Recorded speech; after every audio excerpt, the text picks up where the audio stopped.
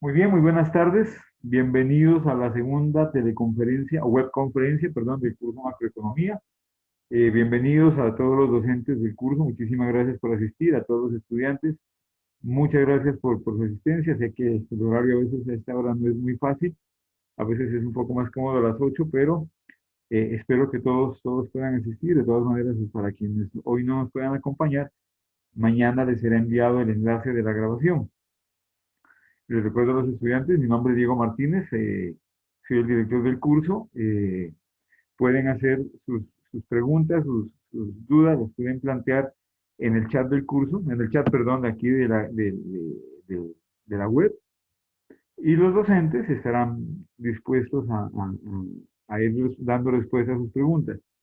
Yo voy a compartir la pantalla, entonces estaré mirando yo mi presentación.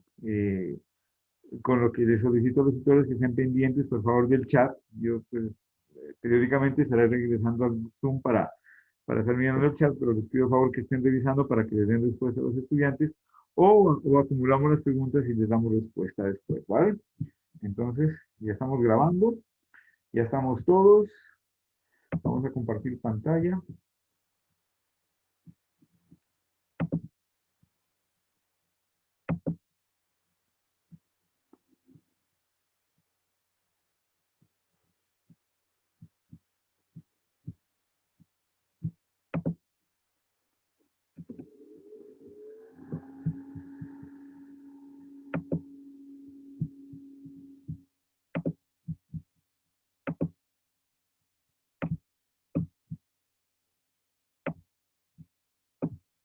¿Me confirma, por favor, si están mirando la pantalla? Si son tan amables.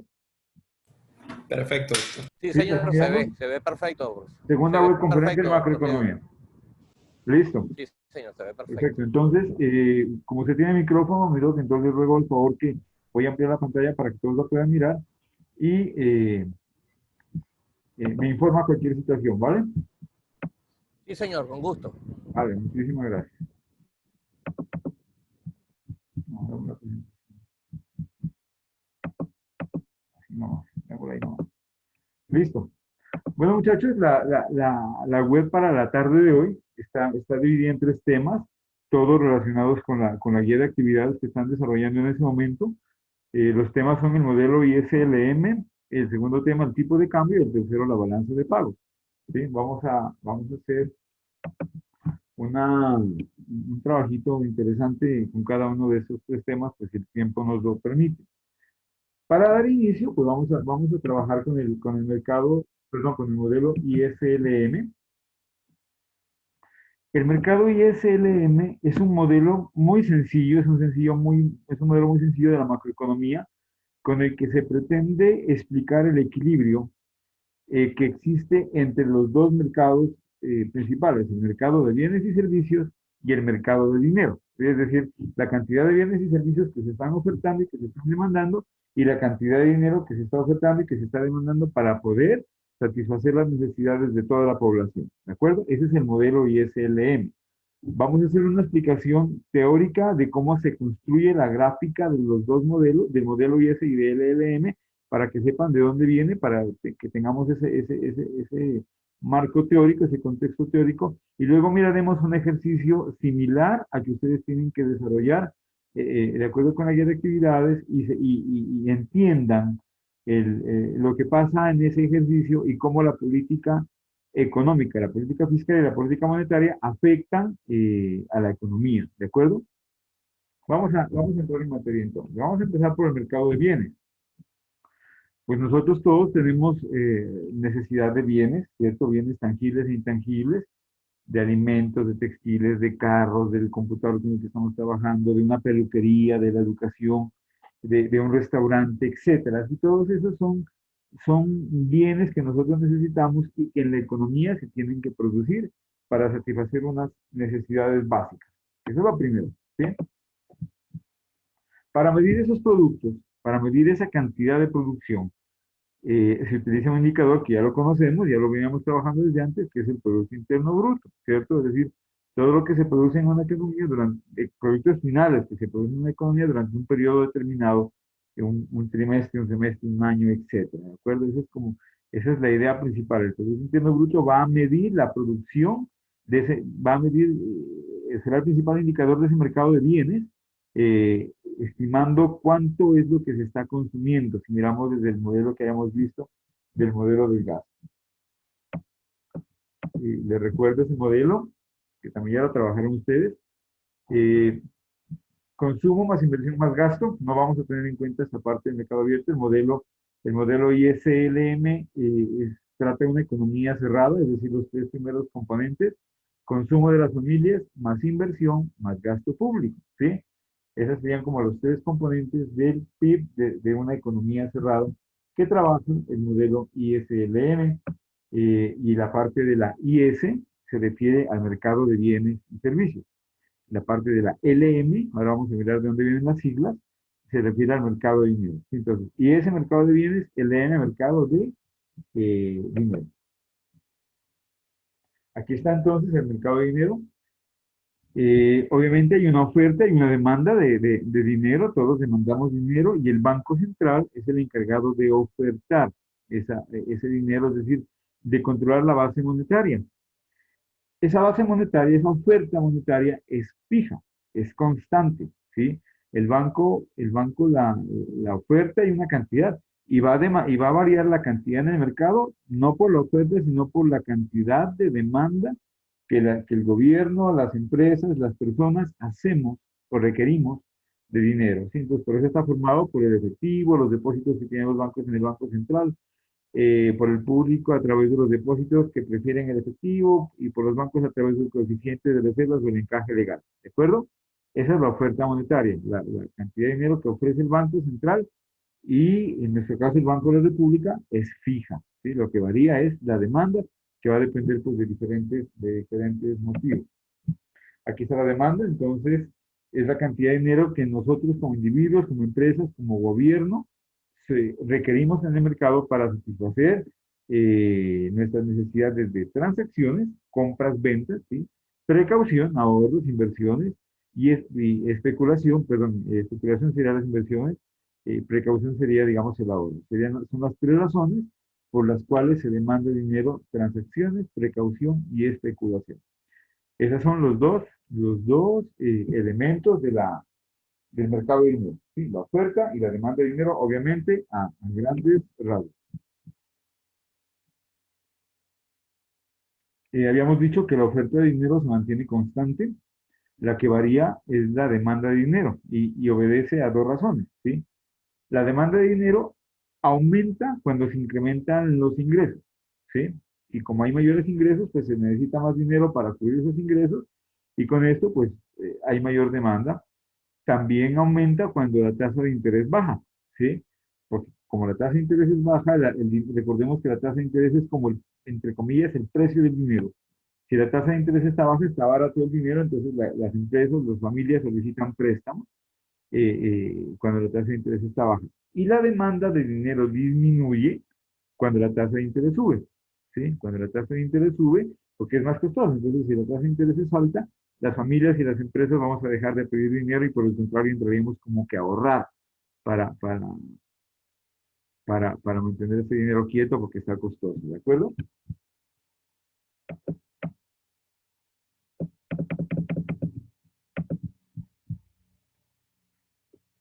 La idea es entonces encontrar un equilibrio entre esos dos mercados, entre ese mercado de bienes representado por las letras IS y el mercado de dinero representado por la letra LM, ¿sí? Este modelo lo construyeron, bueno, la teoría nace con Keynes, ¿sí? Por allá por 1936 más o menos, lo formula cuando se formulan planteamientos para salir de la crisis económica mundial por la que se está viviendo en ese momento, y Keynes pues, nos dice, hombre, hay que dinamizar el consumo, ¿sí? Hay que dinamizar el consumo y se implementan algunos modelos. Luego, estos autores, Hicks y Hansen, plasman esta teoría de Keynes, digamos, en el modelo que lo llamaron ISLM. Entonces, esto representa el equilibrio entre la renta nacional, entre la producción nacional, entre el Producto Interno Nacional y las tasas de interés, ¿sí? Analizando las diferentes variaciones del comportamiento de la demanda de la oferta de bienes y servicios y de la demanda y la oferta de dinero desde las familias y del gobierno y de las empresas. Vamos con la curva IS. Y aquí ya vamos a mermar la velocidad. Esa era como una explicacióncita rápida de introducción. Vamos entonces ahora con el mercado de bienes y servicios, también conocido como curva IS. Nos dice que esta curva, los puntos que están sobre la curva, representan las diferentes combinaciones o equilibrio que se presentan en el mercado de bienes y servicios y la tasa de interés. ¿Sí? Tasa de interés, bienes y servicios.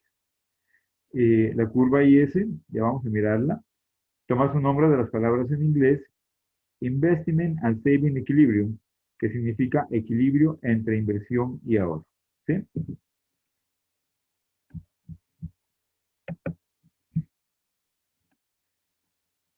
Vamos a graficar la curva IS. Vamos a saber de dónde viene la curva IS. ¿Sí?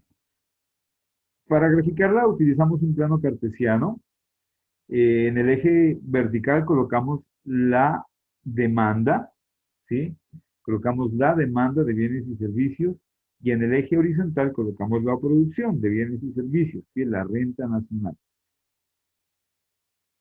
La idea es encontrar un equilibrio entre estos dos componentes. Si nosotros dibujamos o trazamos una línea imaginaria de 45 grados, los puntos sobre esa línea serán los únicos puntos en los que la demanda será igual a la oferta, ¿sí? En los que la demanda será igual a la renta, a la producción. 1 será igual a 1, 5 será igual a 5, 10 será igual a 10, ¿sí? Esa es como nuestra base inicial para que sepamos dónde está el equilibrio. El equilibrio del mercado de bienes y servicios va a estar donde se cruce la demanda con esta línea imaginaria de 45 grados, donde oferta se hace igual a la demanda. ¿Sí? Bueno, ¿qué es la demanda? Esa gráfica que apareció ahí representa el comportamiento de la demanda. Habíamos dicho que la demanda es igual al consumo de las familias, demanda agregada, ¿no? Demanda agregada, la demanda macroeconómica. Demanda es igual al consumo de las familias más la inversión de las empresas más el gasto público, ¿sí? Pero miren que no arranca de cero y que tiene una pendiente. No arranca de cero porque existe un consumo autónomo y una inversión autónoma. Consumo autónomo quiere decir ese consumo mínimo que las familias necesitan para subsistir. Y la inversión autónoma es la inversión mínima que las empresas requieren para mantenerse vigentes, ¿sí? El gasto público no tiene un gasto, no tiene un gasto autónomo porque es un gasto predeterminado, definido por una ley, digamos, un gasto ya establecido.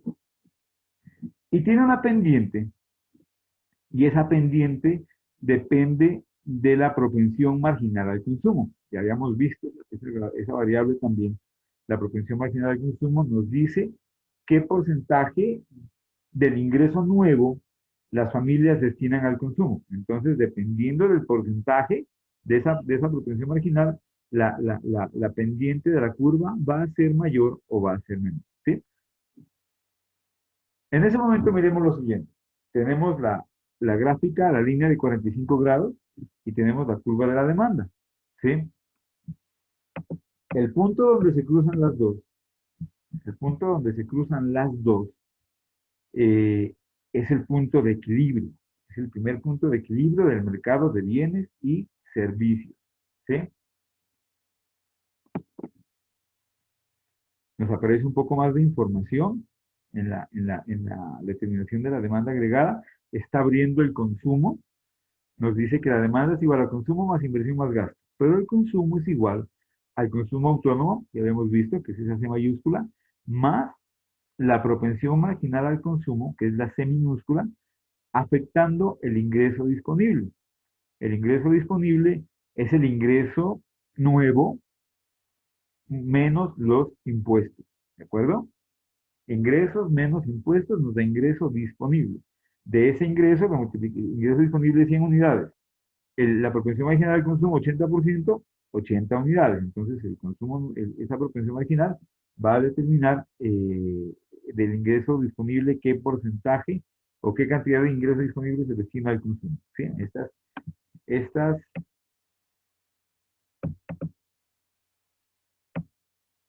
parte que estoy marcando no incluye ni la inversión ni el gasto, es el consumo. Y se divide el consumo en consumo autónomo más la propensión marginal al consumo, afectando el ingreso disponible. ¿Sí? Y nos da el primer punto de equilibrio. D sub 1, demanda sub 1, Y sub 1, renta sub 1. En ese punto, la demanda es igual a la oferta. Todo lo que se demanda se está produciendo. Hay un equilibrio del mercado de bienes y de servicios. Listo. A partir de este primer punto, podemos iniciar la construcción de la curva IS, que es el objetivo de nuestro trabajo. ¿Sí? La curva IS nace de los puntos de equilibrio que se presentan en el mercado de bienes y servicios. Tenemos un primer punto 1, ese punto sencillamente lo trasladamos. ¿Sí? Esta Y,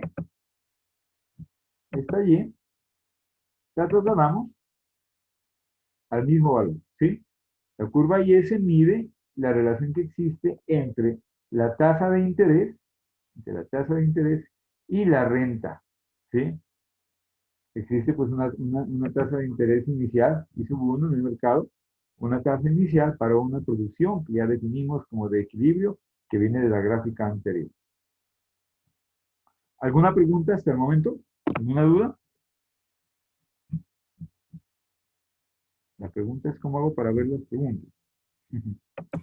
Doctor, en el chat no hay ninguna duda. ¿No? Vale, Don Diego, yo estoy mirando en el chat, tranquilo, usted esté concentrado en la exposición que yo estoy manejando las preguntas acá, ¿yo? Listo, vale, muchas gracias. Perfecto.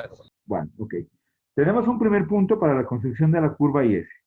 Un punto de equilibrio entre la tasa de interés y la renta. Ya sabemos de dónde viene la renta, de la gráfica de arriba, de la gráfica inicial. ¿Sí? Pero con un solo punto no podemos encontrar una gráfica. Tenemos que encontrar diferentes situaciones que se presenten en el mercado. Supongamos lo siguiente. ¿Qué sucede? ¿Qué sucede si la tasa de interés disminuye? ¿Sí? ¿Qué sucede cuando la tasa de interés disminuye? Va a ser más económico el dinero, ¿cierto? La gente va a demandar más dinero, las empresas van a invertir más, las familias van a demandar más dinero para consumir, ¿sí? Pero básicamente digamos que las empresas van a invertir más. Si la inversión sube y la inversión es un componente de la demanda agregada, pues sencillamente la demanda agregada va a crecer en la misma cantidad. Existirá un desplazamiento paralelo a la gráfica inicial, haciendo que se presente una demanda de sub 2. ¿Sí? La tasa de interés bajó, la inversión crece, como la inversión es parte de la demanda agregada, el valor de la demanda agregada se dispara hacia arriba y hay un desplazamiento paralelo de la inversión, haciendo que la demanda agregada sea mayor y con esto encontramos un nuevo punto de equilibrio. ¿Sí? Para ese nivel de demanda superior necesitamos una mayor cantidad de producción, un punto de equilibrio 2, en el que encontramos un punto Y sub 2, y ese punto Y sub 2 lo trasladamos a la siguiente gráfica. Tenemos Y sub 1 y Y sub 2 en la gráfica de arriba, Y sub 1 y Y sub 2 en la gráfica de abajo. ¿Sí? El ejercicio que hicimos fue disminuir la tasa de interés. Disminuimos la tasa de interés. Es decir, en la gráfica de abajo hay un desplazamiento hacia abajo de la tasa de interés. ¿Sí? Pasó de I sub 1 a I sub 2, encontrando un nuevo punto de equilibrio entre Y sub 1 y Y sub 2. Hasta aquí podríamos construir la gráfica. ¿Sí? No habría necesidad de más puntos, porque ya los dos puntos nos permiten construir la gráfica, pero sí quiero que miremos la otra situación. ¿Qué pasa cuando la tasa de interés, sube?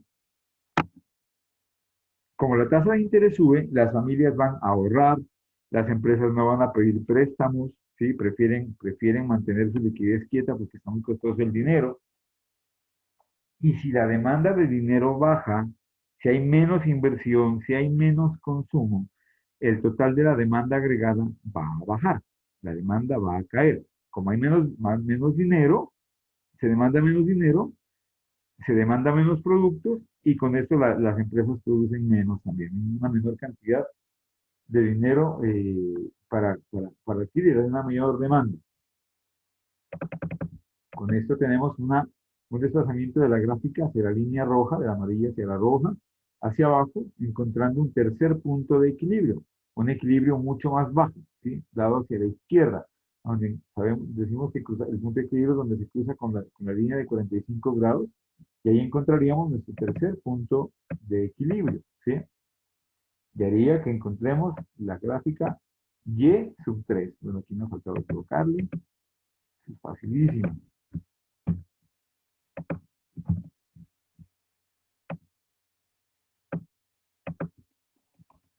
Listo. Encontramos el punto Y sub 3. Es decir, tenemos tres puntos de equilibrio del mercado de bienes y servicios que se trasladan a la gráfica de la curva IS, y en la curva ya tenemos tres puntos de cruce entre la tasa de interés y la producción, ¿sí? Si unimos esos tres puntos, encontramos la curva IS, ¿sí? Encontramos la curva de la curva que relaciona la inversión y el ahorro, pero que para nosotros representa, para la economía representa el comportamiento del mercado de bienes y servicios.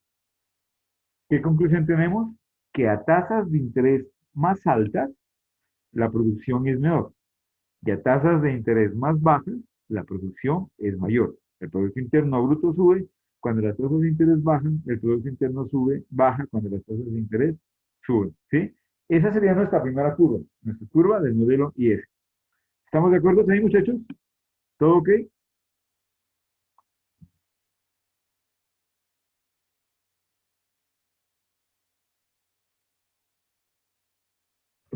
Vale.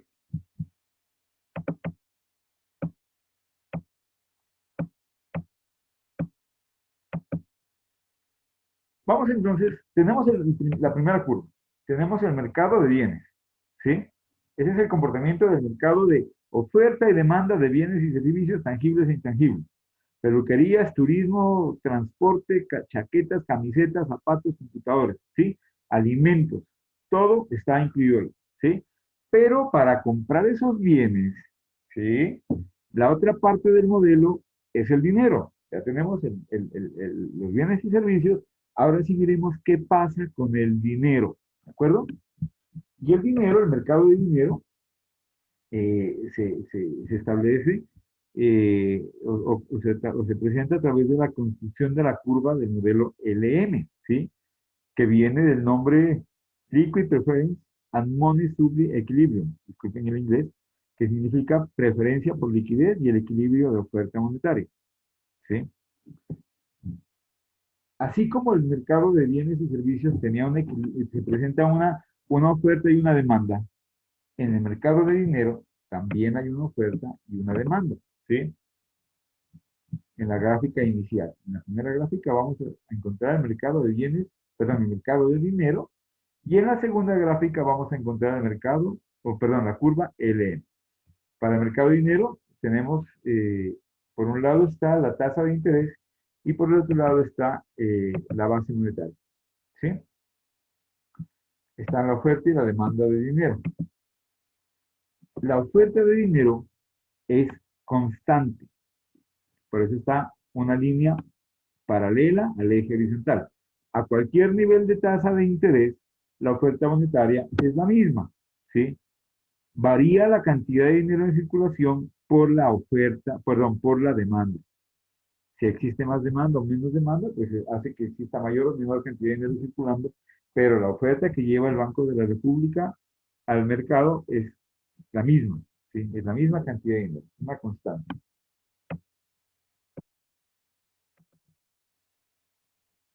Por su parte, esta línea amarilla que aparece aquí, ¿sí? Aparece otra vez, pin. Esta línea amarilla que aparece ahí representa la demanda de dinero. Se representa por la letra L y nos dice que la demanda de dinero está en función de la tasa de interés y de la renta. Está en proporción directa, en relación positiva con la renta y en relación negativa con la tasa de interés. ¿Sí? Diremos la gráfica. Si la tasa de interés está en ISO 1, la cantidad demandada es esta cantidad, pero la cantidad demandada va a bajar, va a aumentar, perdón, si la tasa, perdón, la cantidad de dinero va a aumentar si la tasa de interés baja y va a disminuir si la tasa de interés sube. ¿Sí? Es una relación contraria. Al igual que en la curva IS, este primer punto, la curva LM, la encontramos a partir de los puntos de equilibrio del mercado de dinero. Tenemos un primer punto de equilibrio, ISO 1, para la oferta monetaria y la demanda monetaria. Lo trasladamos y tenemos que para esa tasa de interés inicial existe una producción, una renta, un Producto Interno Bruto inicial. ¿Sí? Sería un primer punto de equilibrio.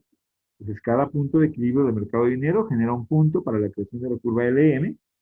Cuando se presentan cambios en el mercado de dinero, se van definiendo los puntos que van puntos para la elaboración de la curva LM.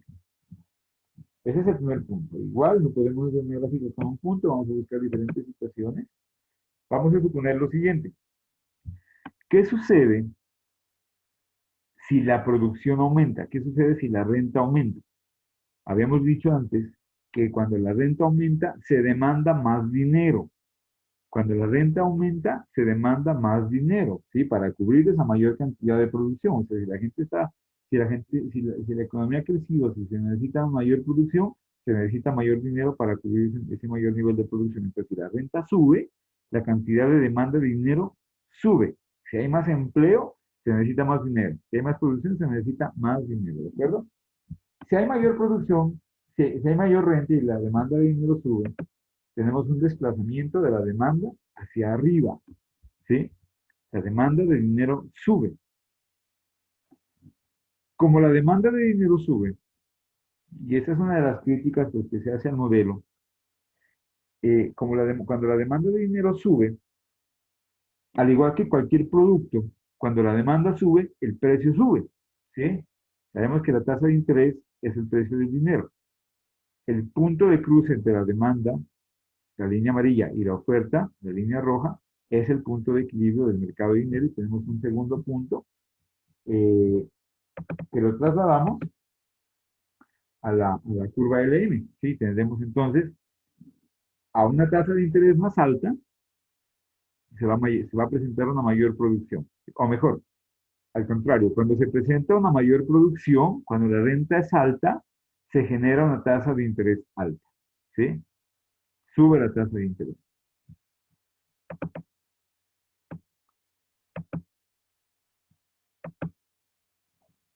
La situación contraria, igual, ya, aunque tenemos dos puntos, podríamos encontrar el equilibrio. Aunque tenemos dos puntos, vamos a encontrar otra situación. ¿Qué pasa cuando la renta baja? ¿Qué pasa cuando la producción disminuye? Cuando la economía se está frenando. ¿Sí? Cuando la economía se está frenando, cuando la producción es menor, cuando la renta es baja, la demanda de dinero es menor. Se piden menos créditos, se utiliza menos dinero, ¿sí? ¿De acuerdo? Eso hace que la demanda de dinero se desplace hacia abajo. Se desplaza hacia abajo, presentando un tercer punto de equilibrio a menor cantidad de dinero demandada, tasas de interés menores, ¿sí? Se bajan las tasas de interés y trasladamos ese efecto a la curva LN. Ya tenemos los tres puntos. Podemos con estos tres puntos unirlos y crear la curva del mercado de dinero, ¿sí? Las bajas en la producción, cuando se baja la renta, se genera una disminución de la tasa de interés. Cuando se presenta un crecimiento de la producción, se genera un efecto contrario, se presenta un incremento en la tasa de interés, contrario a la situación anterior. ¿De acuerdo? Esos son los dos mercados. Miren que tenemos una curva con pendiente positiva, que es la curva LN, y una curva con pendiente negativa, que es la curva IS. ¿Sí? Ya tenemos las dos gráficas. Con estas dos gráficas, encontramos esas dos gráficas, IS y LM, podemos encontrar el equilibrio del mercado. ¿Sí?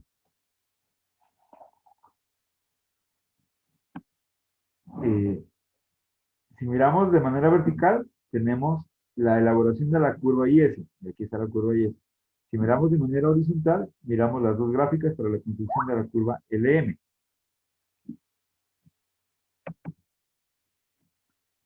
El cruce de las dos gráficas, de la curva IS y de la LM, nos da el punto de equilibrio del mercado de bienes y servicios y del mercado de dinero.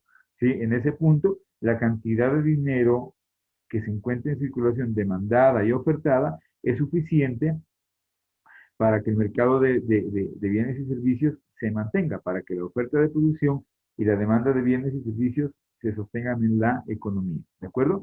Ese es un primer punto de equilibrio. ¿Alguna pregunta hasta el momento, muchachos?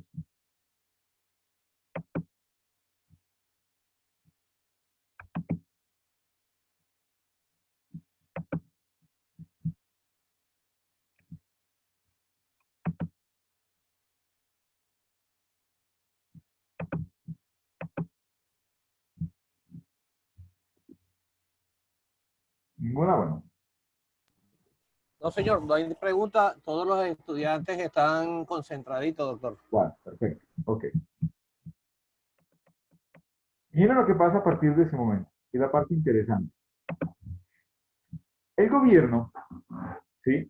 El gobierno, para alcanzar los objetivos de crecimiento económico o para superar situaciones de crisis económica, lo que hace es implementar políticas económicas, políticas fiscales y políticas monetarias, ¿sí? Las políticas fiscales están más encaminadas al mercado de bienes y servicios, es decir, a la curva IS. Y las políticas monetarias están orientadas hacia el mercado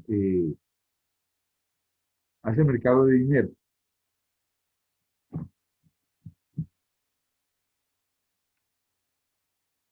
¿Me confirman si me están escuchando? Se presenta un bajón acá, sí, están. Perfecto. Bueno. Y se escucha bien, se Vale. escucha bien, profe. Los desplazamientos de la curva IS se desplazan, o la curva IS se desplaza hacia la derecha, ¿sí? De ese punto central, hacia arriba, hacia acá, hacia IS, desde IS solo hacia IS2, cuando se presenta un incremento en el consumo autónomo, ¿sí? O una variación también en la inversión, o o se presenta una variación del gasto público. Y se presenta una situación contraria cuando hay una disminución en el consumo o en la inversión o hay una caída en el gasto público, ¿sí? Miren lo siguiente. Las variaciones del consumo y de la inversión autónoma se conocen como perturbaciones de la economía. Las variaciones del consumo y de la inversión se conocen como perturbaciones de la economía. Es decir, son situaciones que nadie planificó, que nadie pensó que podían sucederse, como por ejemplo la pandemia que estamos viviendo en este momento. ¿De acuerdo? Es una situación no planeada, no planificada, que llevó a que la curva IS se caiga, se trasladara hacia la izquierda, haciendo que el consumo, no haciendo, sino que porque el consumo se disminuyó y la inversión se disminuyó. Esas son situaciones que obedecen a perturbaciones de la economía, a situaciones no controlables por parte de la economía. Son situaciones de mercado no previstas, no planificadas y que generalmente no se pueden controlar, no se pueden prevenir, sino que se deben es atenuar o controlar. En cambio, en cambio, las situaciones como el gasto público, mayor o menor gasto público, o la implementación, eliminación o incremento de los impuestos, son situaciones que implementa el gobierno y son decisiones de política fiscal. ¿Sí? Entonces, miren, el comportamiento de la demanda de la curva IS hacia arriba o hacia abajo obedece a perturbaciones positivas o negativas del consumo y de la inversión. La perturbación no quiere decir siempre caída, puede ser una situación positiva, ¿sí? Que hace que se vaya hacia arriba. O perturbación negativa hacia abajo. O también por políticas perdón, políticas perdón, políticas expansivas de política fiscal, ¿sí? Expansionistas de política fiscal, como por ejemplo una disminución en los impuestos, en la tasa impositiva, o eliminación de algunos impuestos, ¿sí? Algunas exoneraciones, o un incremento del gasto público, hacen que la curva IS se desplace hacia arriba.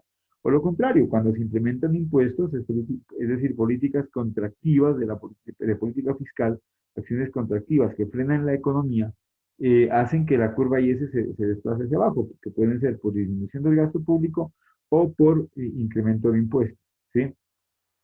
Pueden ser lo uno o lo otro. Esos son los movimientos que se presentan en la curva IS, hacia arriba o hacia abajo, dependiendo de lo que se esté presentando. A su vez, la curva LM se mueve por variaciones o por efectos de la política monetaria, ¿sí? Sabemos que la oferta monetaria es constante. El único que la puede mover es el Banco de la República, ¿sí? Al decir constante no quiere decir que sea fija, no quiere decir que sea siempre, para siempre la misma cantidad de dinero, no. Es constante porque no depende de las variaciones del mercado, sino que el Banco de la República oferta 1.000 unidades monetarias y pare de contar, y con esas 1.000 unidades monetarias pues vendrá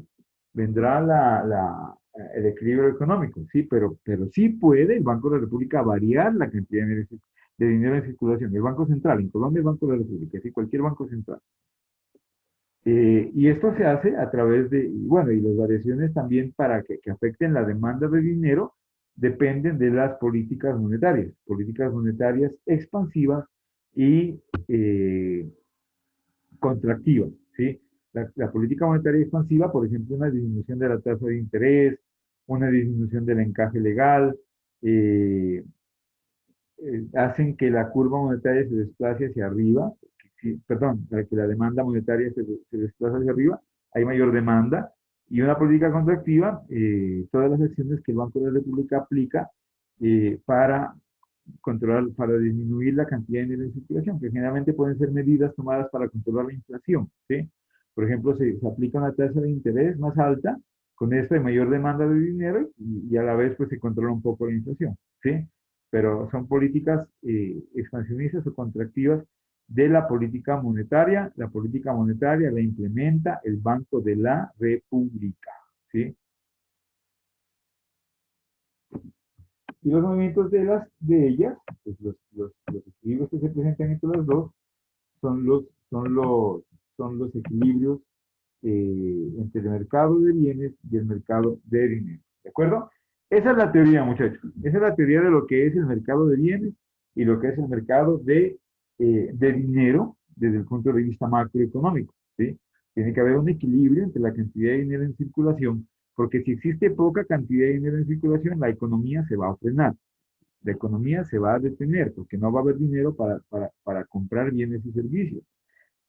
Por el contrario, si existe exceso de dinero en circulación, se pueden presentar fenómenos como la inflación, ¿sí? Porque la gente está dispuesta a gastar más dinero por el mismo producto, entregar más dinero por los mismos productos, y eso genera inflación. Eh, Eso se controla a través de las políticas monetarias. De igual manera, también la economía requiere que variables como el consumo, como la inversión, se estén dinamizando, se estén moviendo, ¿sí?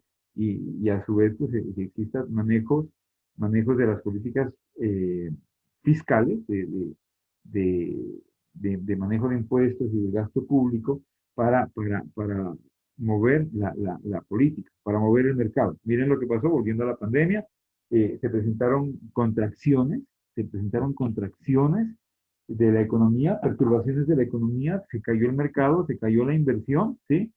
De inmediato el gobierno tomó medidas expansionistas, incrementó el gasto público, si nos dimos cuenta cómo incrementó como nunca el gasto público, disminuyó las tasas de interés, eh, facilitó los créditos, miren que aplicó políticas fiscales y políticas monetarias para recuperar el punto de equilibrio que veníamos manejando en la curva IS y en la curva LM, ¿sí?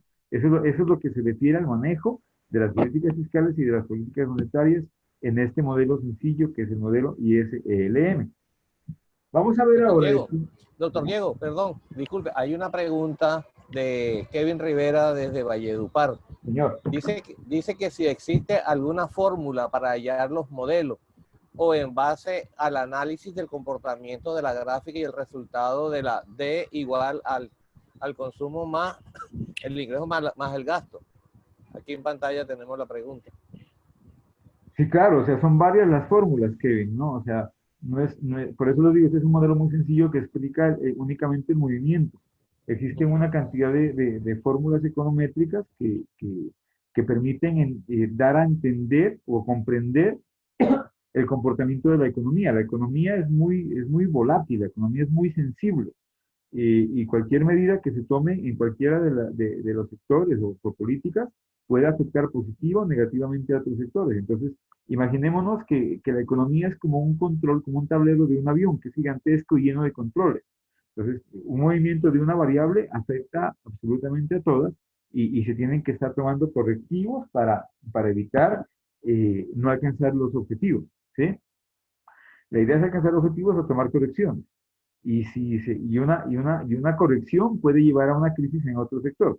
Por ejemplo, digamos que eh, se incrementa la tasa de interés, se incrementa un poco la tasa de interés para controlar un poco la inflación, ¿sí? Porque el dinero en circulación está haciendo que la tasa de interés se dispare, que la tasa de inflación se dispare. Se sube la tasa de interés, con eso se controla, pero puede llevar a que la tasa de inversión caiga, ¿sí? Las empresas frenan la inversión y si frenan la inversión se va a frenar el empleo. Entonces se genera una cantidad de efecto dominó, digamos, en la economía. Entonces no es una sola fórmula, sino que cada uno de esos componentes tiene muchísimos elementos que la afectan. Miremos un ejemplo. Este es un ejemplo igual al que ustedes tienen que desarrollar en la guía de actividades. Bueno, vamos a empezar con definir los componentes de este ejemplo, ¿sí? Está el consumo. El consumo tiene 150 de consumo autónomo, es decir, consumo fijo. Es el consumo fijo, ¿sí? Independiente de cualquier otra variable. Está en la propensión marginal al consumo en 0,87, que afecta al ingreso disponible, es decir, por cada peso nuevo de ingreso, destinaremos 87 centavos al consumo, ¿sí? Abajo nos dice que el ingreso disponible es igual a la renta menos los impuestos. Tenemos una inversión, también tiene una parte constante que está en 320 y una parte que se afecta negativamente por la tasa de interés, por eso está con signo negativo, menos 1000 por I, ¿sí? El gasto público, que es constante, 800, los impuestos que están en 400, bueno, y la fórmula que habíamos dicho del ingreso disponible. Por su parte, el mercado de dinero nos dice que la demanda de dinero, sabemos que la demanda de dinero se afecta positivamente por la renta, 20 por y se afecta negativamente por la tasa de interés, menos 900i, ¿sí? Y la oferta de dinero, que es constante en este caso, constante no, es la que establece el Banco de la República, eh, de 1100 unidades, ¿sí? El Banco de la República dice que en este momento es de 1100 unidades. Vamos a encontrar el equilibrio entonces entre estos dos mercados.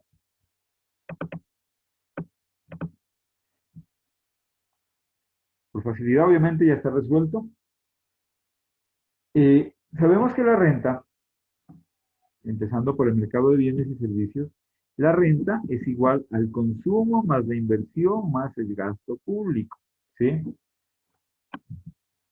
El consumo es igual a 150 más el 87y, inversión es igual a 300 menos 1000i y gasto público es igual a 800. Reemplazamos esos tres valores, esas tres letras, reemplazamos con los valores que corresponden de cada uno, es decir, 150 más el 87y, que sería el consumo, más la inversión 320 menos 1000 por i, que es la inversión, más 800, que es la i, perdón, el gasto público.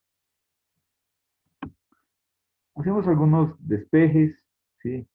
Reemplazamos la inversión, el ingreso disponible, 0,87 por ingreso disponible. Sabemos que el ingreso disponible es igual a la renta menos el impuesto. Aquí la renta no tenemos el valor, lo vamos a encontrar. El impuesto sí lo tenemos, y menos 400. Listo, reemplazamos ese valor. Multiplicamos 87 por y, menos 87 por 400 nos da 348.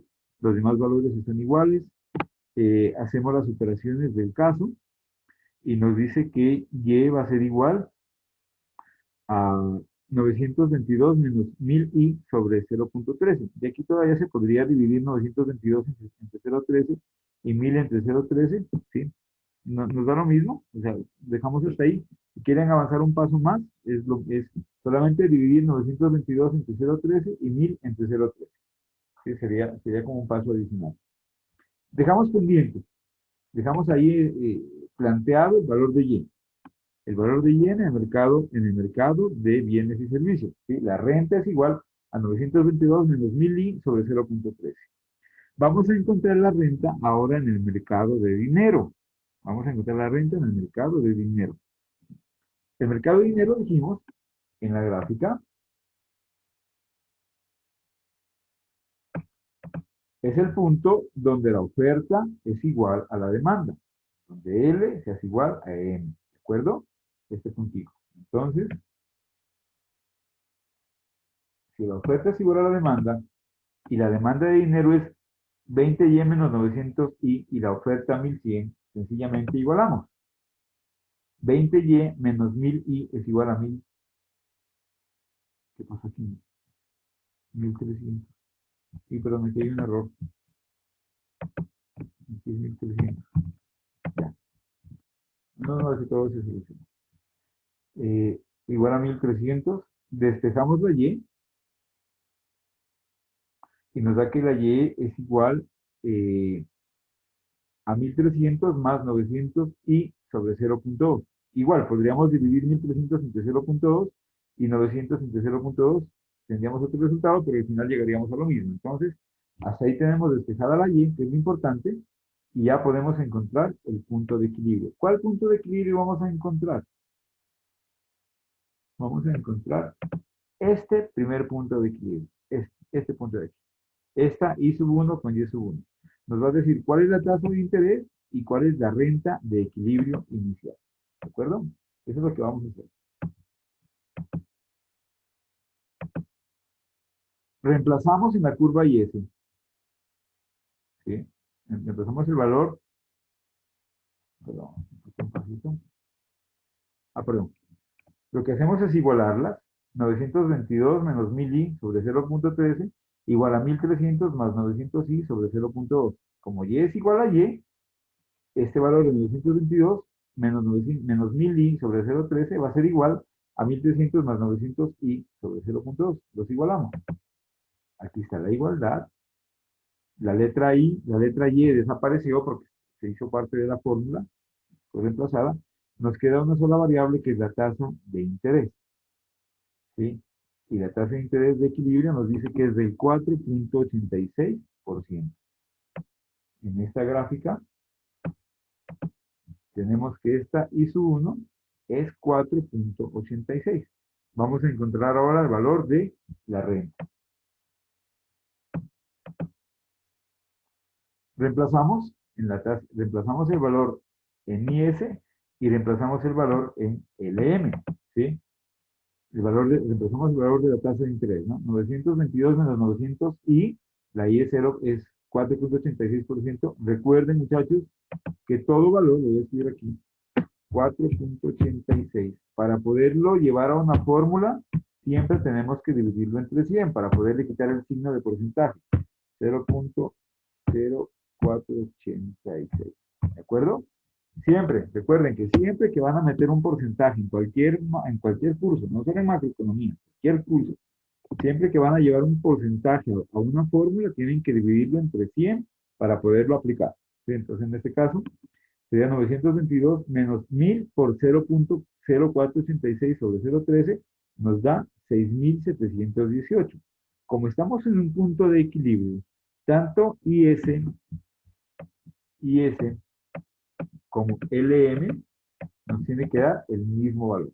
Si reemplazan, me gustaría que hagan el ejercicio en sus calculadoras, les va a dar igual o muy, muy, muy aproximado. Les digo aproximado por los decimales que de pronto en el proceso se fueron quitando, se fueron redondeando, ¿sí? En ambos nos va a dar 6.718.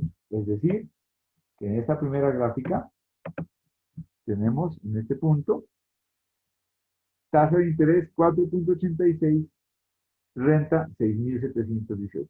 Esa es la producción para esa tasa de interés. ¿Sí? ¿Cuál es la gráfica? Es esta. Esa es la gráfica que ustedes van a hacer.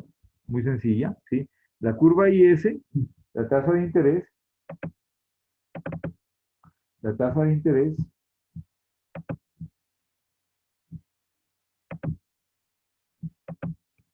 por acá arriba y la renta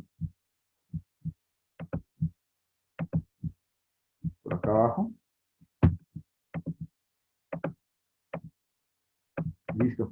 Entonces tenemos que para la tasa de interés de 4.86 existe un equilibrio en el mercado de una producción de 6.718. En ese punto, el mercado de bienes y servicios está en equilibrio con el mercado de dinero. ¿Sí?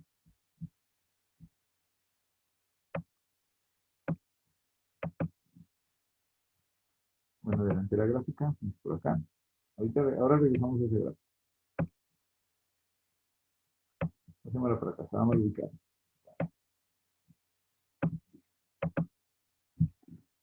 ¿Qué sucede?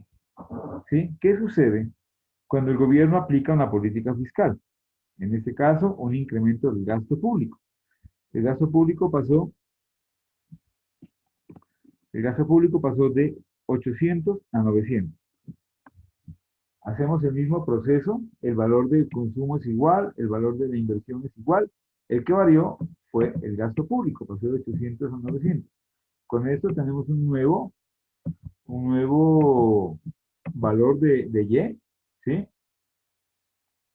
Como fue una política fiscal, una variación de la renta, perdón, del gasto público pasando de 800 a 900, no hay variación en el mercado de dinero. ¿Sí? La curva de LN se mantiene igualita, se mantiene constante, no le hacemos nada, es la misma que teníamos acá, es la misma anterior, es la misma de acá. ¿Sí? Es esta misma fórmula del mercado de dinero. 1300 más 900 y sobre 0.2, porque no ha habido cambios en la política monetaria, entonces se mantiene 1300 más 900 y sobre 0.2. Hacemos el mismo ejercicio, encontramos el equilibrio entre la renta, entre el mercado de dinero y el mercado de bienes y servicios, eh, utilizando obviamente este valor que encontramos de la curva IS, el nuevo mantenemos la curva de la renta, la curva de dinero la mantenemos y encontramos que la tasa de interés sube a 11.17. ¿Sí? Si se presenta un incremento, en el gasto público, hace que la curva IS se desplace hacia la derecha. ¿Sí?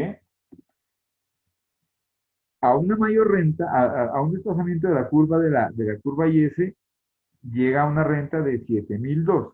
Y sabemos que cuando la renta sube, la tasa de interés sube. En este caso pasa a 11.17.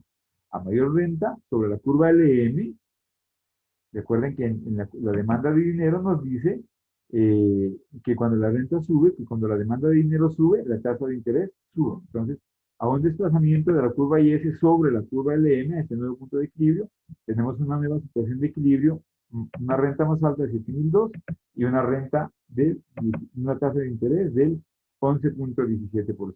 ¿Sí? Esta sería la segunda gráfica que tendrían que hacer. Eso es ante una variación de una política fiscal expansiva.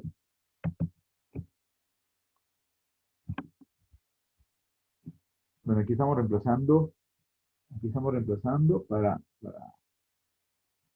encontrar la renta, 7.002, reemplazamos el valor de la tasa de interés, 0.1117, recuerden que lo dividíamos entre 100, 11.17 entre 100 nos da 11.17, y aquí está la renta que fue la que llevamos a la gráfica, ¿sí? A la gráfica. Aquí está. 11 a 7.002, una renta de 7.002, una tasa de interés del 11.17.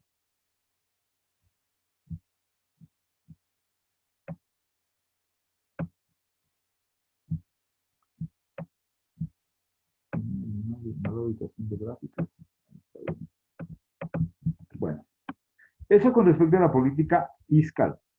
¿Qué pasa cuando se presentan movimientos en la política monetaria? Primero que la curva IS se mantiene, ¿sí? Mantenemos la misma situación de la curva IS inicial. 922 menos 1000i sobre 0.3, ¿sí? Hasta ahí, esa curva IS se mantiene porque es política monetaria la que estamos aplicando. En este caso, el Banco de la República, por decisión propia, decide disminuir la oferta monetaria, pues, ¿sí? Una política contractiva.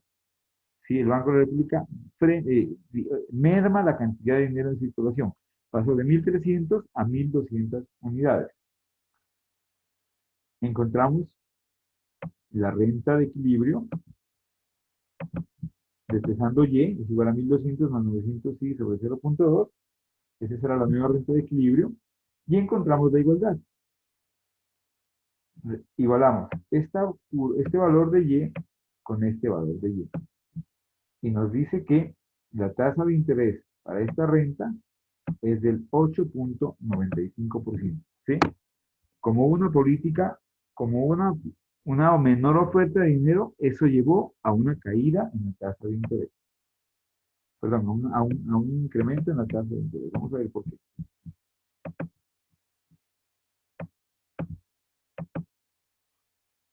Tenemos la situación inicial, ¿sí? De 486 y 6.718. Se presenta, se presenta una política contraccionista, una política monetaria. Aquí es 486, aquí es 8.95.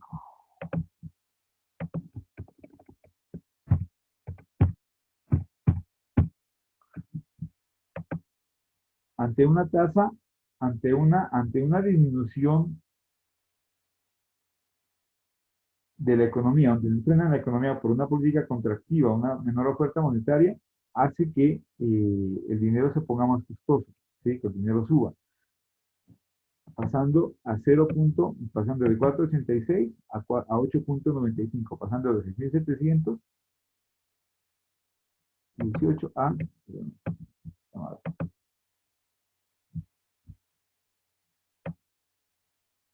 perdón, mil disculpas, vamos a repetir esa parte que la gráfica estaba muy ubicada, faltaba explicar la parte de.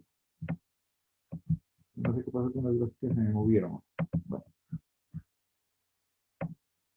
retomemos esta parte. Vamos hasta aquí. No miremos la gráfica todavía. Encontramos la tasa de interés de 8.95. Ese es el valor que nos arroja el equilibrio. Igualando IS y LM, encontramos un equilibrio de 8.95. Reemplazamos el valor de 8.95 en la curva IS y reemplazamos en la curva LM, y en ambos nos va a dar el mismo valor, 6.403. ¿Sí? Ustedes lo pueden hacer con sus calculadores. Reemplazamos la tasa de interés, 8.95 dividido entre 100 nos da 0.0895, dándonos una renta de 6.403 en la curva IS y de 6.403 en la curva LM. Ahí están en equilibrio, ¿sí? Esa era la curva inicial, 6.000, por eso era que no encontraba ese valor, 6.403,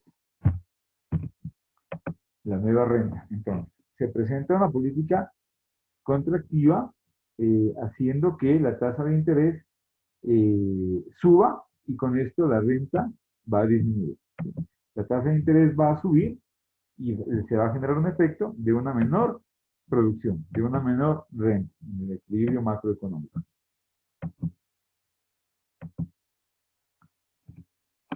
Y por último, podemos combinar políticas, ¿sí? Podemos tomar la política fiscal y la política monetaria, ¿sí?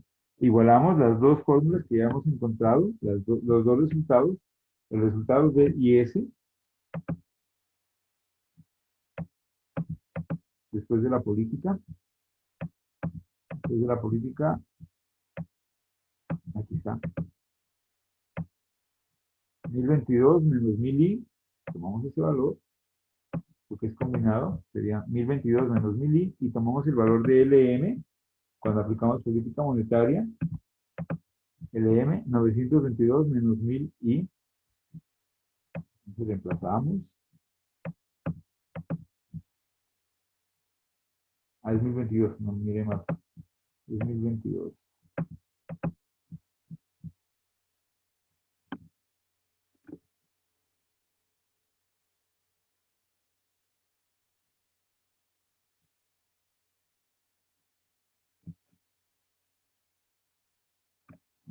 monetaria.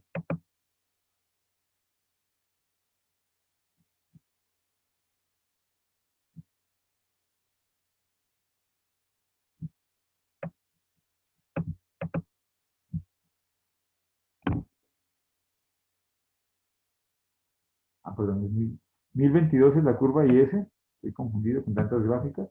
1022 es la curva IS y 1200 es la curva LM que estaba buscando. 1200, aquí está. Tomamos el valor de la curva de la política monetaria en la curva LM. Los igualamos, y nos dice que la tasa de interés ante una política combinada es de 15.27% y la renta de 6.686. Al final, entonces, se presenta un nuevo punto de equilibrio. De este punto inicial, pasamos a este último de acá, y ese nos lleva a este punto de aquí, que sería 15.86,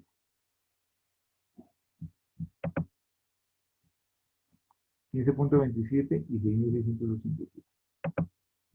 15.27, 15.27, y a una renta, no,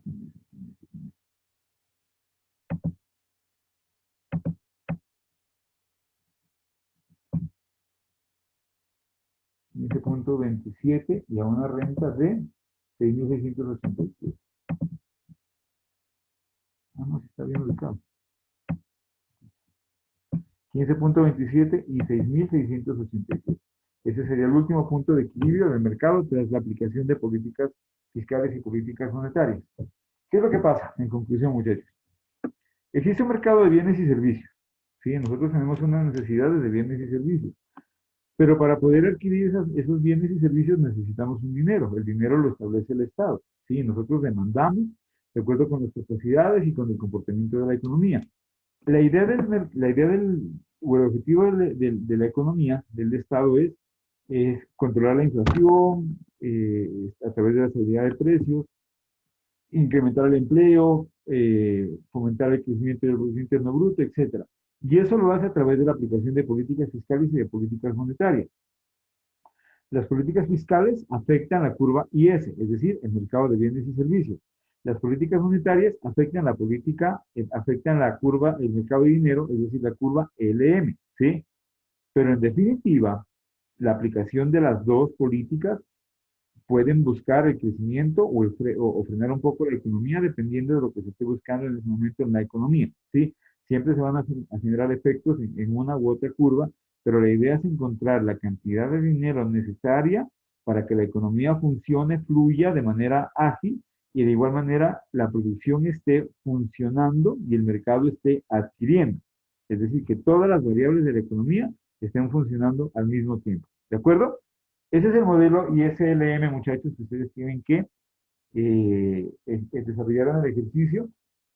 Obviamente, pues quedarían dudas, pero pues esperamos o que las presenten aquí en la web o que estudien el ejercicio y presenten sus dudas en el foro de la actividad.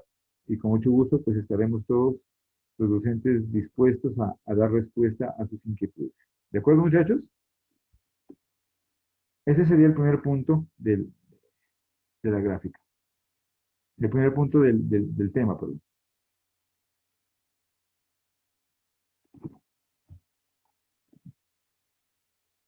Bueno,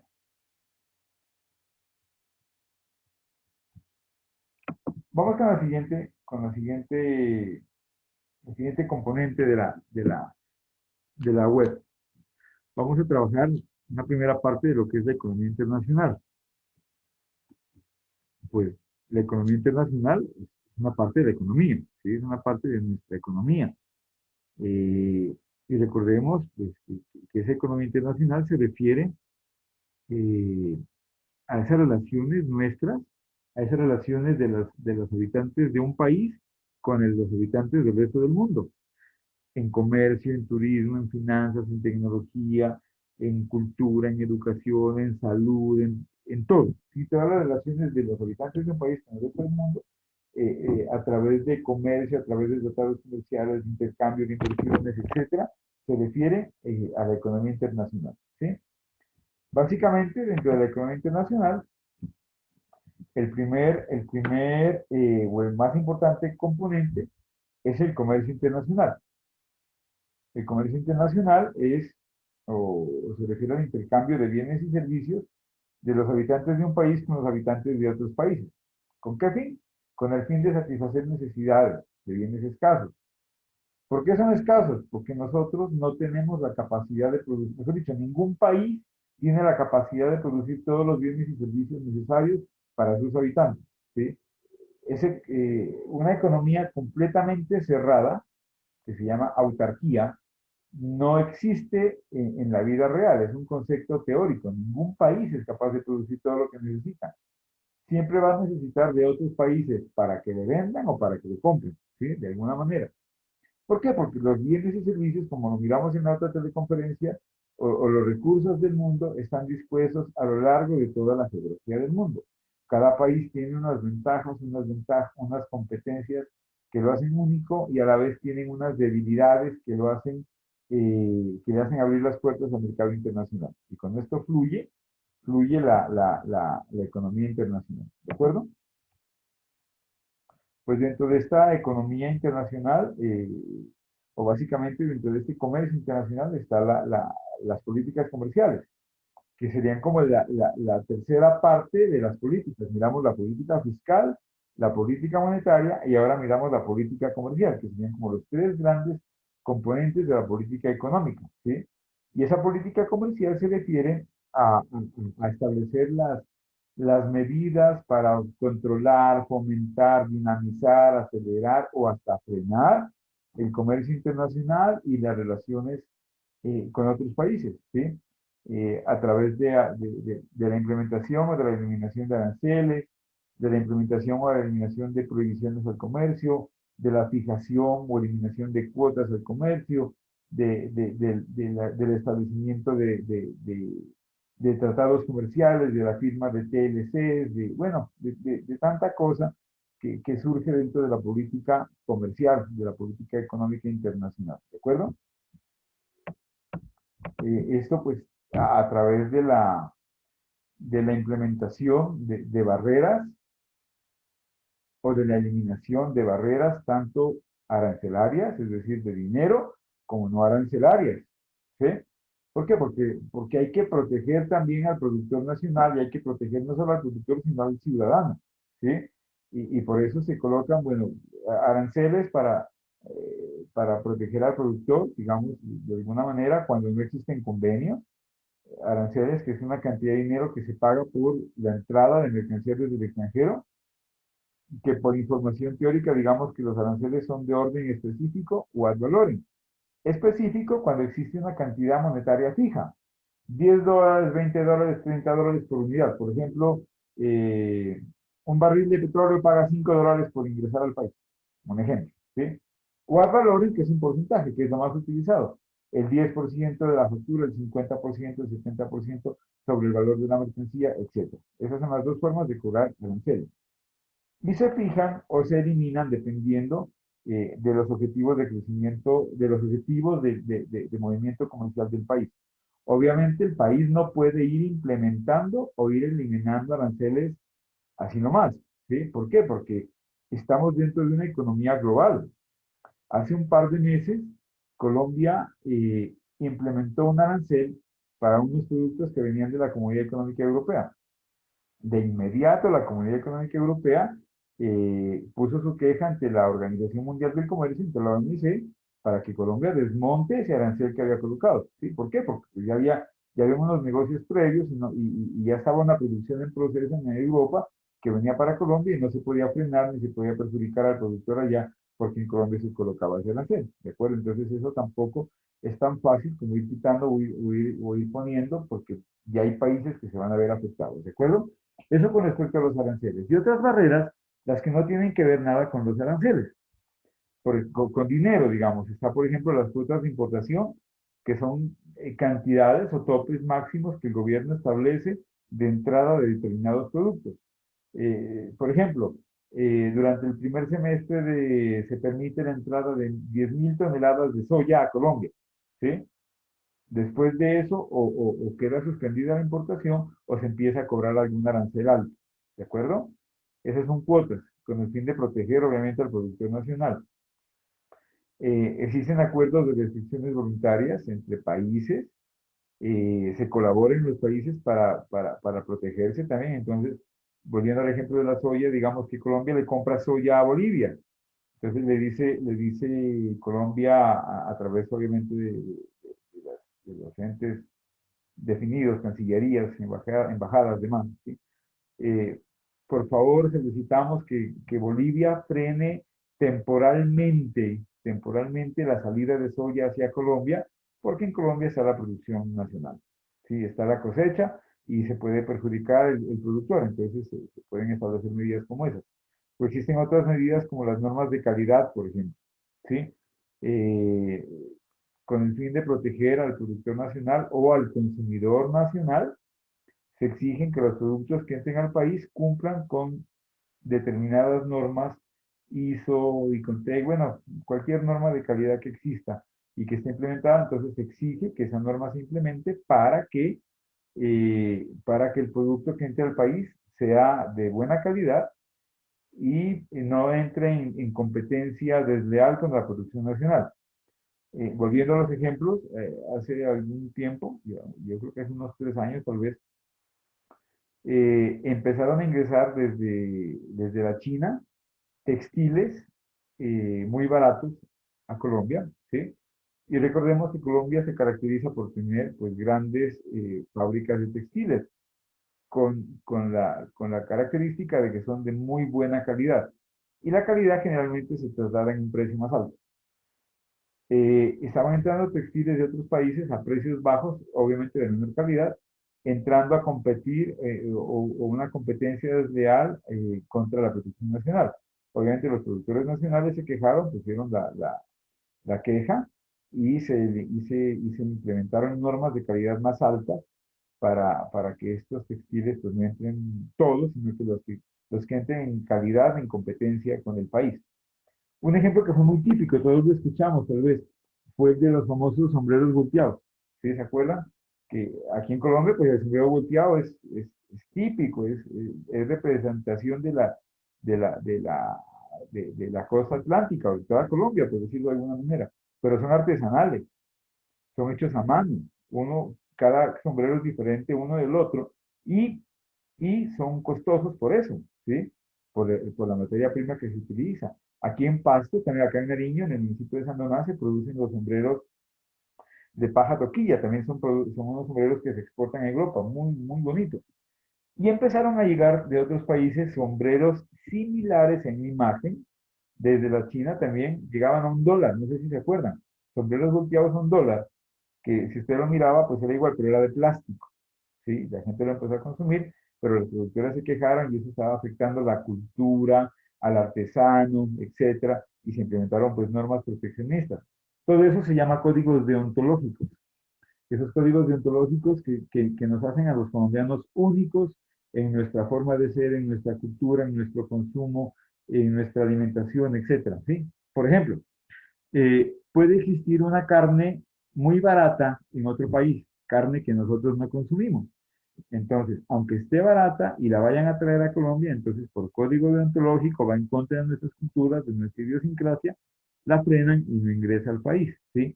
Otras barreras pueden ser, por ejemplo, el medio ambiente, protección del medio ambiente. Eh, Hace ya yo creo que un par de décadas tal vez, una empresa europea estaba buscando en compra una isla en Sudamérica, ¿sí? Esa isla, ya había un negocio casi listo acá en Colombia, iban a vender una isla a esta empresa, y cuando el gobierno se enteró que la isla iba a ser utilizada para depositar desechos tóxicos, pues sencillamente se prohibió que se realice esa negociación, ¿sí? Entonces, se impidió esa inversión acá en Colombia. Entonces, existen diferentes formas de proteger, no tanto, digamos, tanto al productor como al consumidor, como a la idiosincrasia, la cultura, bueno, todo lo que somos nosotros los colombianos, ¿de acuerdo? Y ese comercio, en lo primero que afecta, o la primera variable que está dentro del comercio, es el tipo de cambio, ¿sí? Ese valor de la moneda expresado en términos de otra. Nosotros conocemos nuestra moneda como siempre expresada en términos del dólar o en términos del euro, ¿sí? Siempre en el noticiero nos dicen que la tasa representativa del mercado es de 3.000 pesos, 3.100, 3.200, etcétera, ¿sí? Ese es el tipo de cambio, esa es la tasa representativa del mercado. Valor que depende de muchísimas variables, ¿sí? Para que la tasa representativa del mercado esté en 3.200, antes, muchas décadas atrás, se dependía únicamente del oro, ¿sí? Se llamaba el patrón oro. No sé si ustedes alcanzaron a mirar los billetes que decían 100 pesos oro, 200 pesos oro, ¿sí? Es decir, el equivalente en oro. Hoy ya no, hoy solamente dice 200 pesos. Ya el patrón oro se acabó porque pues no existe suficiente oro para estar secando para todos los países, para estar creciendo las arcas, ¿de acuerdo?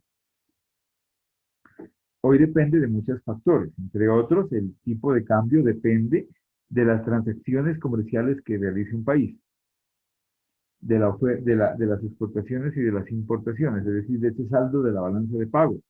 Depende de la compra y venta de moneda, de la compra y venta de dólares, por ejemplo, ¿sí? Si el dólar se demanda mucho dólar, esa moneda se va a revaluar, se va a poner cara, se va a poner costosa. En cambio, si el dólar, si se vende poco dólar, el dólar se va a poner barato. Si la demanda de dólar es bajo, pues entonces acá en Colombia el dólar va a caer y se va a devaluar el dólar, ¿sí? Etcétera. La situación política de un país puede afectar. El mismo cambio de gobierno, ¿sí? Ustedes se van a dar cuenta en estos días, están en elecciones en Estados Unidos, y van a ver que esto va a afectar el tipo de cambio, ¿sí? Sobre todo en las bolsas de valores, se van a ver cambios en las bolsas de valores y el tipo de cambio también se va a afectar. O la gente va a querer dólares o la gente se va a querer deshacer de los dólares, dependiendo de lo que esté pasando, ¿de acuerdo? Bueno, esas variaciones del tipo de cambio se llaman devaluación y revaluación. Eh, Les quiero hacer una pregunta. No puedo ver lo que ustedes escriben lastimosamente. ¿Cómo hago para ver?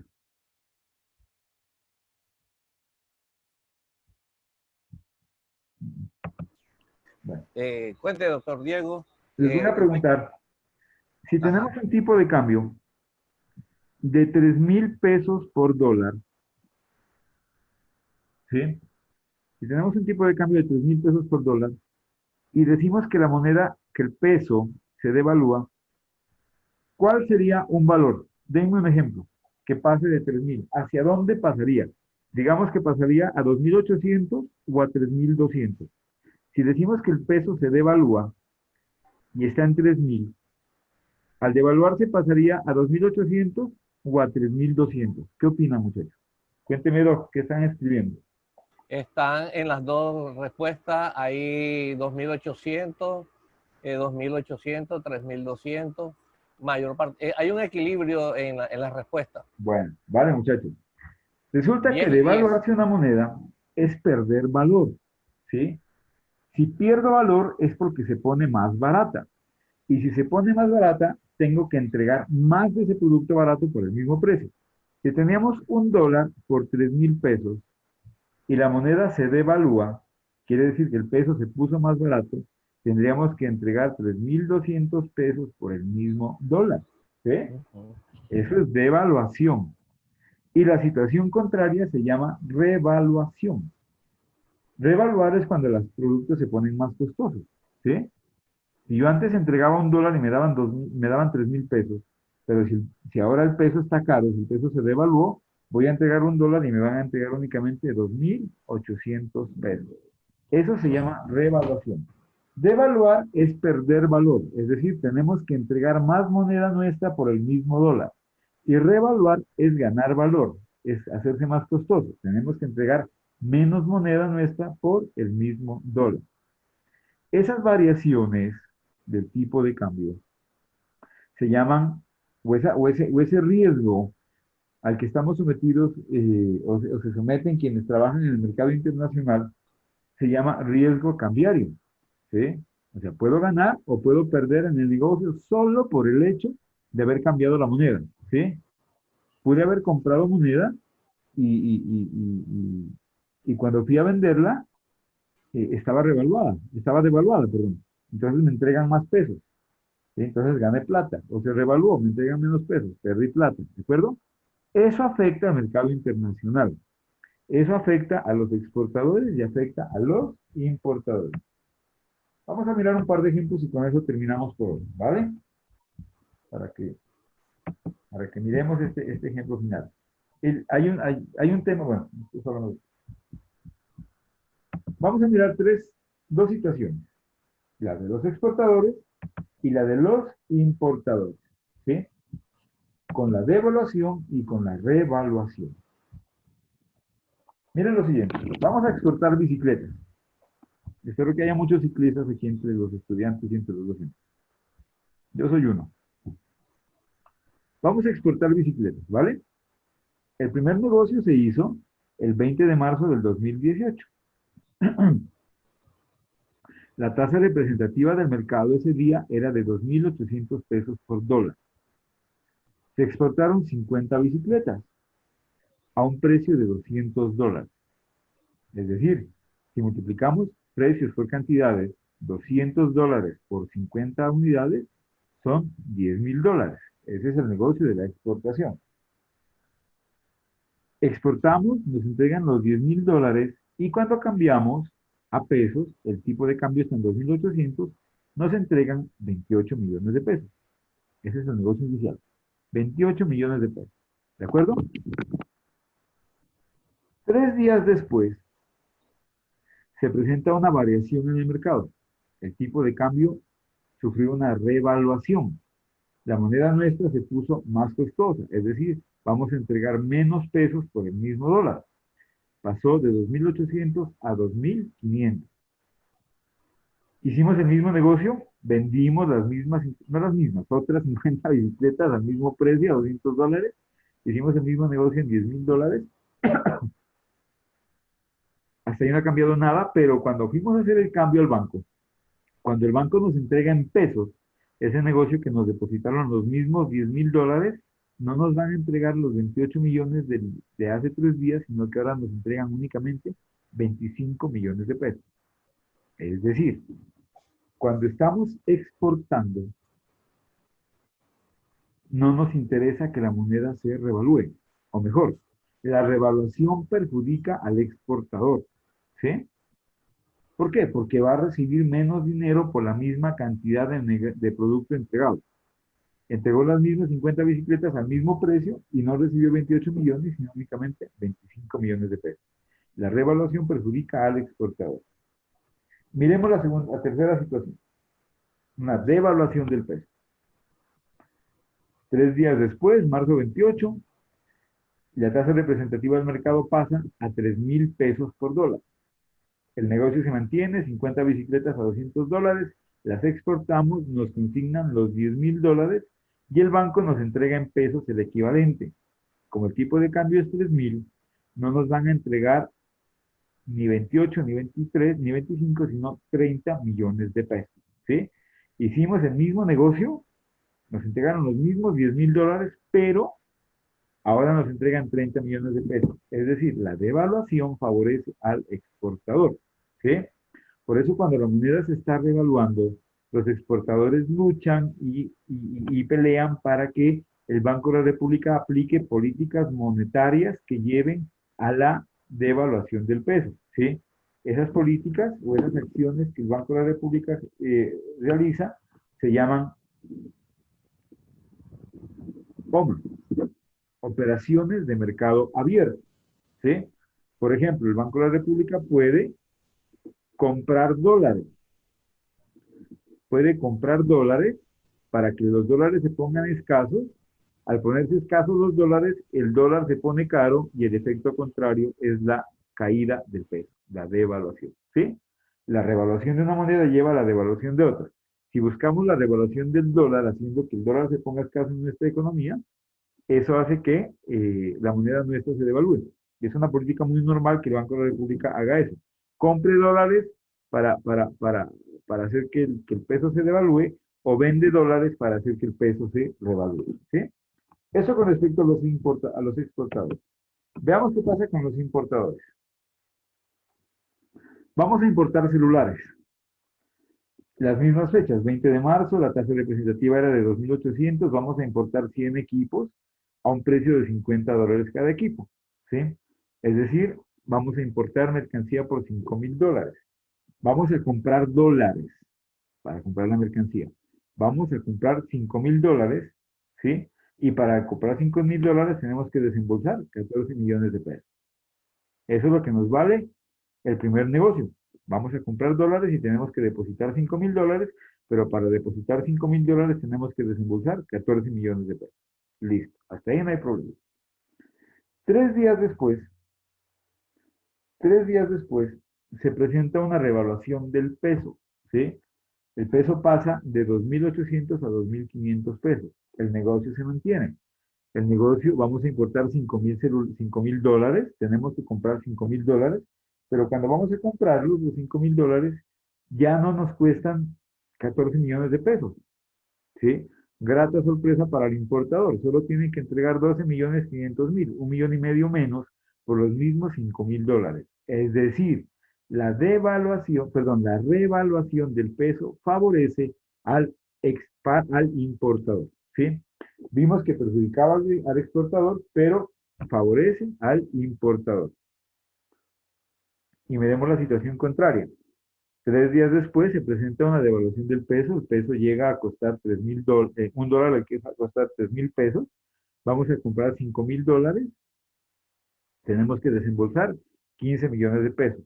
La devaluación perjudica notoriamente al importador, ¿sí? La pregunta del millón, ¿qué tenemos? ¿Qué necesita la economía? ¿Una moneda devaluada o una moneda revaluada? ¿Ustedes qué opinan, muchachos?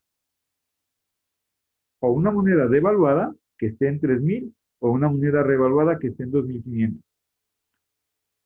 ¿Qué hacemos en este caso? ¿Mm? Del público están respondiendo que devaluada. ¿Devaluada? Otros dicen en equilibrio. Angie dice ninguna de las dos. Wilmer dice la revaluación. Bueno. Angie ahora cambia para equilibrio. Claudia Cardona dice en equilibrio. Pero ¿cuál sería el equilibrio? Es la pregunta. ¿Cierto? Es difícil. Sí. ¿Cuál sería el equilibrio? La cosa es la siguiente, muchachos. Paola Moreno dice reevaluada y ahí entonces la tendencia se sigue manteniendo ahí, doctor. Vale, listo, gracias. Bueno, okay. La cosa es la siguiente. Hablemos de una moneda devaluada, ¿sí? La devaluación hace que la economía sea más competitiva, ¿sí? Los demás países, las empresas de otros países van a venir a comprar producto porque la moneda está barata. Y si la tasa de inflación está controlada, mucho mejor. Tenemos las dos variables perfectas para una perfecta exportación. Moneda devaluada y tasa de inflación controlada, ¿sí? Se empieza a exportar. Las empresas empiezan a destinar sus recursos a productos hacia la exportación. El mercado internacional es más competitivo que el mercado nacional, compran más, mayores volúmenes, ¿sí? Incluso pueden pagar un mejor precio. Como el producto se está yendo del país, se puede generar un fenómeno de escasez en Colombia, ¿sí? Se puede generar un fenómeno de escasez. ¿Por qué? Porque van a preferir llevar el producto a mercados internacionales. O lo que sucede en ciudades de frontera como mi ciudad, Pasto, ¿sí? Cuando el peso está devaluado frente al dólar, miramos unas, ¿cómo se dice? Unos éxodos, unas grandes cantidades de personas que vienen desde el Ecuador y llevan productos para el Ecuador, ¿sí? Haciendo que el mercado local, el precio se dispare, la inflación suba y nos dejan el efecto de la inflación, ¿sí? Entonces, ese sería un efecto negativo. Positivo porque se genera empleo, porque se utilizan recursos nacionales, se utiliza mano de obra, se utilizan insumos, materia prima, etcétera, ¿sí? Pero perjudicial por el otro lado, por ese lado. ¿Qué pasaría si la moneda se revalúa? Si la moneda se revalúa, las empresas van a dejar de exportar y se va a presentar de pronto desempleo, ¿sí? Pero el gran beneficiario puede ser el consumidor. ¿Por qué? Porque va a tener acceso a productos importados de menor precio. La cosa es, ¿con qué compramos si hay desempleo? ¿Sí? Los precios pueden estar muy bajos, pero si las empresas en Colombia están despidiendo gente porque, porque no están exportando, pues entonces va a haber esa crisis. Entonces la idea es no llegar a esos dos extremos, no llegar a esos dos extremos, ¿sí?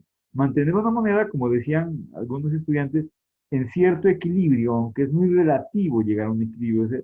O sea, es muy difícil decir cuál es el punto de equilibrio del tipo de cambio, ¿sí? Porque o afecta a exportadores o afecta a importadores. La idea es llegar, en mi experiencia, digamos que un tipo de cambio alrededor de los 3.500 pesos podría ser un punto bueno, sí, un punto bueno para la economía. Hemos vivido situaciones de unas devaluaciones fuertísimas. Hemos llegado a 2.000 pesos por dólar, sí, eso es gravísimo para la economía colombiana, sí.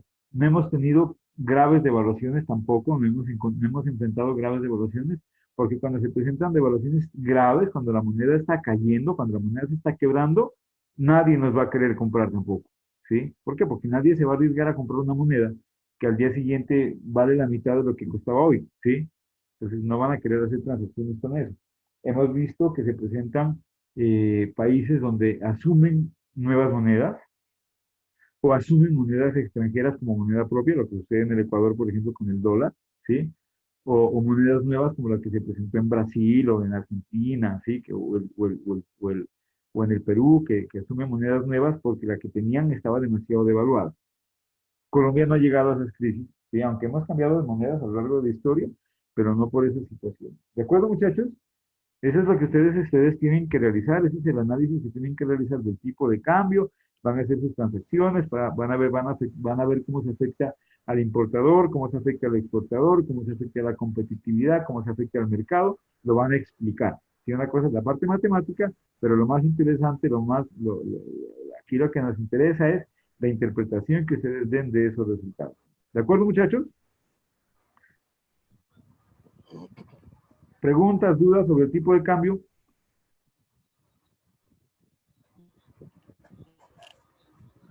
Están respondiendo que están entendiendo el tema, doctor Vale, listo, Diego. muchísimas gracias. Dice que aquí hay un estudiante que nos dice que necesitamos tener la importación y exportación para el manejo manejo financiero del país. Y Helen De acuerdo. Henao dice que está claro el tema, que muchas gracias. Vale, perfecto, perfecto, muchachos. Nos queda faltando un tema, ya está, no alcanzamos, es una 7:43 y es largo el tema.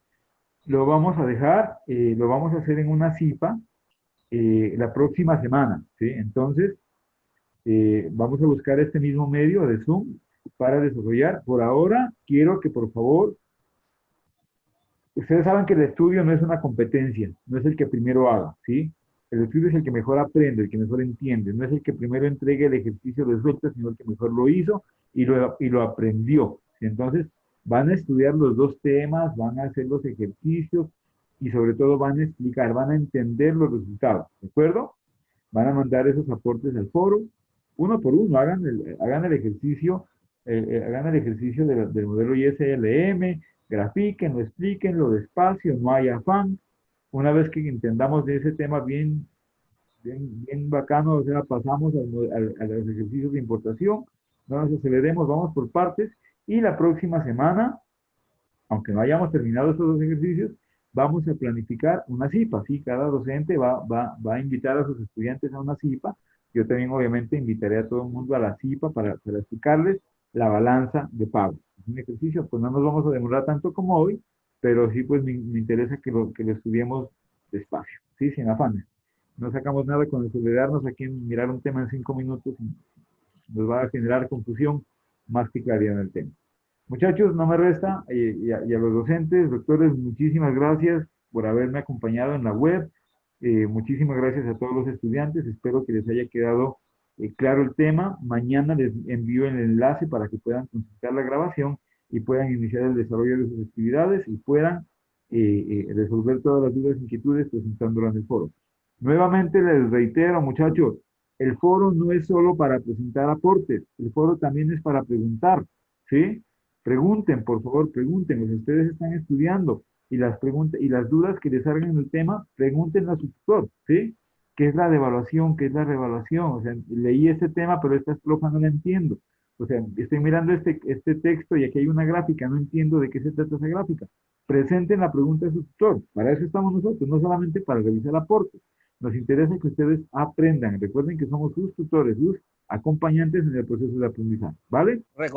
Doctor Diego, recordémosles que los que no serán registrados en la lista de asistencia, que por Vale, favor vale. lo hagan. Vamos a retomarles el link nuevamente para que los que no han firmado Sí, lo señor. firmen. Vamos a Sí, pasarle señor. el listado.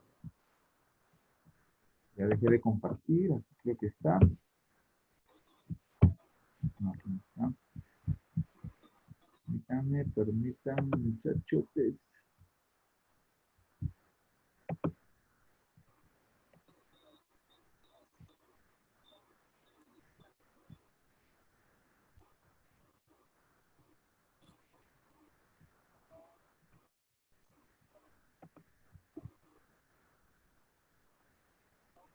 Y lo otro, doctor Diego, para recordarles la invitación de Prospecta mañana, Al para que correo, los que no se han inscrito, al correo que registraron, al correo que registramos cuando nos inscribimos, nos va a llegar un usuario y una contraseña.